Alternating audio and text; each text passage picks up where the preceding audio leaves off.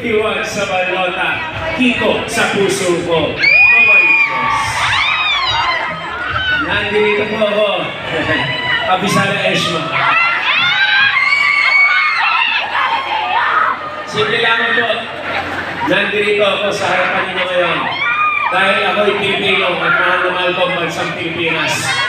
At dahil mahal ko ang bansang Pilipinas, sinusuportahan ko si Kiko Pangilinan para sa ito.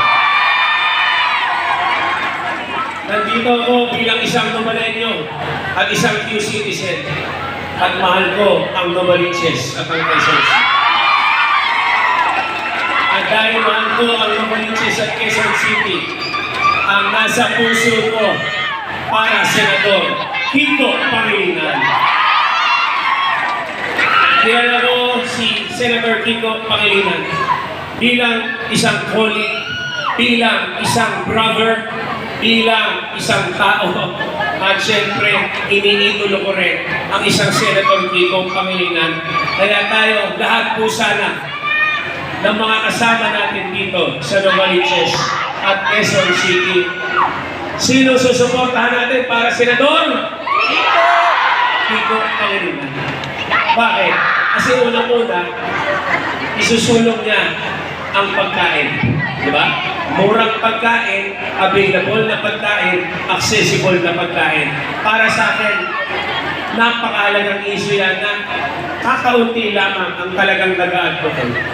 Pangalawa, si Senator Kiko Pangilinan, hindi ka lolokohin, hindi ka dadayain, at syempre, talagang maninindigan sa kanyang prinsipyo at maninindigan para sa tama.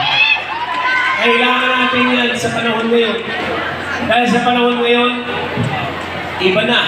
Ang dami ng nasisilaw, ang dami ng nanloloko, ang dami na talagang nangungurakot. Pero ako, sigurado ako, si Senator Kiko Pangilinan, paninindigan tayo. Paninindigan ang bawat Pilipino. Mamahalin ang Novalenyo, mamahalin ang bawat Pilipino. Kaya pwede ba ilaban natin si Senator Kiko Pangilinan? Alam mo, parang kapatid ko na yan. He's a brother to me. Si Senator Kiko Pangilinan. Mabait, matapang, concerned sa ating lahat, responsable, at syempre, mayroong angking talino. At sa tingin ko, yan ang sangkap para maibalik natin ang Pilipinas sa mas magandang kinabukasan.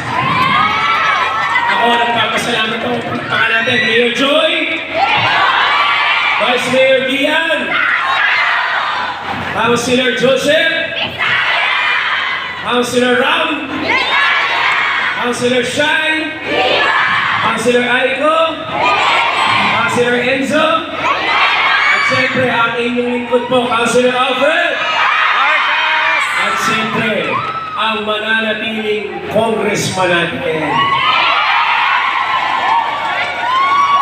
Walang iba, kundi ang ating Congressman Pierre Orgaz, at ang ating party list SBP, party list palakpakan na rin, number 62 sa balota. At ito medyo nasisente ako kanina kasi na-miss ko talaga to. Nakita ko kasama natin ngayon ang aking parang kapatid na rin, Congressman Kit Belmonte. At ang aking parang kapatid ko na rin, yung pinagsamahan kami nito, Congressman Eric Tanyada. Palakpakan natin. Those were the days. So mga kaibigan, mga Novalenyo, mahal na mahal ko kayo. At ngayong laban na ito sa Lunes, diba, 2 araw na ngayon, sa Lunes, ay talagang nasa kamay natin ang kinabukasan ng ating bayan. Kaya mula senador hanggang konsehal, talagang dapat piliin natin ang maayos ang SBP District 5. At syempre, kaya tayo nandito ngayon dahil walang iba kung hindi para suportahan ang nag-iisang Kiko Pangilinan para sa senador. Ano na, Bert? 51. Kiko Pangilinan! Pangilinan! Kiko! Thank you very much din po sa lahat ng ating barangay captains, barangay kagawats, SK officials. I love you.